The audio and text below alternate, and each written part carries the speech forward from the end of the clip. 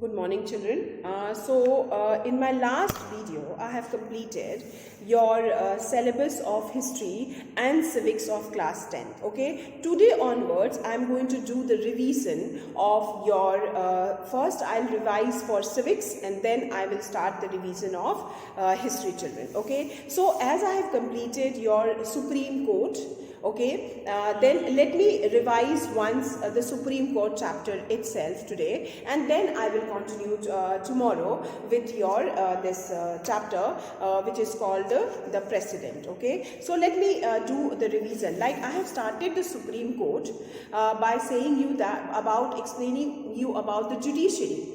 What I told you about the judiciary, I told you about the judiciary that in India, the judiciary is actually a single integrated system of court. Single integrated. Judiciary is a single integrated system of court, which means that the Supreme Court is the head of all the court or entire system of judiciary, and second, that there is a same set of laws and regulations are being followed in our judiciary system, and all cases which are coming from lower court can be taken to high court, and then from high court it can be taken to the Supreme Court, but Supreme Court is the final court. Is it clear? Of appeal. Is it clear? So our judiciary system is actually single integrated system of court, which means that Supreme Court is the apex court first, which means that our judiciary follows the same set of law. Third, which means that the cases can be filed from lower court to the high court, from high court to the Supreme Court, but Supreme Court is the final court in India. Is it clear? That I told you. So actually in our country, the lowest court is the subordinate court. After subordinate court, we have high court. After high court, we have Supreme Court. That we have discussed. Okay. Then what I told you about the Supreme Court, that Supreme Court is the apex court, is the head of the judiciary system of India. Then we have started Supreme Court, and then we have done the first one, that is called the composition of the Supreme Court. Under composition of the Supreme Court, I told you that Supreme Court consists of one Chief Justice of India and not more than 30 judges. That you people have to write under the composition. So composition of Supreme Court include what? Consists of what? Of a Chief Justice of India and not more than 30 judges. That is the composition.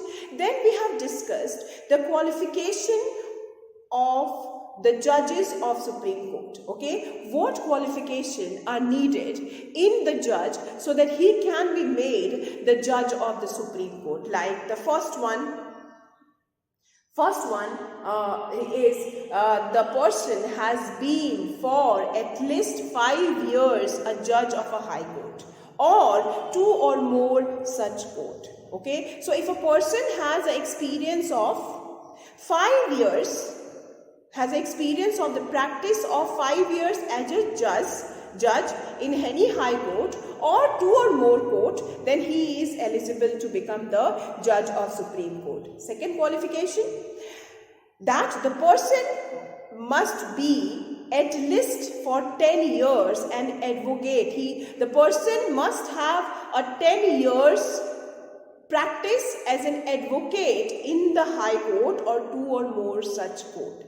Means the person must have the experience of 5 years as judge in a high court or 2 or more court, or second, the person must work as an advocate in high court for 10 years in one high court or 2 or more such high court. Then 3, in the opinion of the president, that judge must be a distinguished jurist. Then only that person is be qualified and eligible to become the judge of the Supreme Court. So we have done the qualification. Then we have done that how the judges of the Supreme Court are appointed. Judges of the Supreme Court are appointed by the President of India, but President of India alone cannot appoint the judges of the Supreme Court. The President of India do the consultation with the judges of Supreme Court and of High Court besides the Council of Ministers. So, the judges, every judges of the Supreme Court is appointed by the President of India in consultation with the judges of the Supreme Court and judges of the High Court and the Council of Ministers. So, three group of people a president consults before appointing a judge as the judge of the Supreme Court. First one, the judge of the Supreme Court itself, the judge of the High Court and the Council of Ministers. Then, if the Chief Justice is being appointed, then who is appointed as the Chief Justice? The senior most judge of the Supreme Court is appointed as the Chief Justice of India. Is it clear to all of you? This you people have done. Then the term of office. Term of office of the Supreme Court judges is that a judge of the Supreme Court shall hold office until he attains the age of 65 years. Okay. So means if anyone becomes the judge of Supreme Court, he can be the judge of Supreme Court till he is not completing his age of 65 years. But there is one clause, that before completing the tenure till 65 years, a judge can be removed from his post, which is called through the process of impeachment. Is it clear? Through the process of impeachment. Okay. If it is found that the judge is actually violating the constitution and then the judge is being removed from his post. Is it clear? Then we have done independence of judiciary from the control of executive and legislature. We have done 3 points, that is appointment of judges, which is already told you people that every judge of Supreme Court is appointed by the President of India in consultation with the judges of Supreme Court and High Court and with the Council of Ministers. So here there is a control of executive and judiciary in the executive and legislature in the judiciary system. Then removal of judges, I told you, a judge can be removed by the president only for, on what ground a judge? Only for proved misbehavior and incapacity. If a question come in 1 marks, when the judge of Supreme Court is removed from his office. A judge of Supreme Court is removed from his office by the president only in case of proved misbehavior and incapacity. Now, what do you mean by proved misbehavior and incapacity? Then you need to see this line, that this charge need to be proved only by joint address of both houses of parliament and must be supported by 2/3 majority of the members of parliament and given vote in the favor. Then only the meaning proved. Then only the president is removed from the office.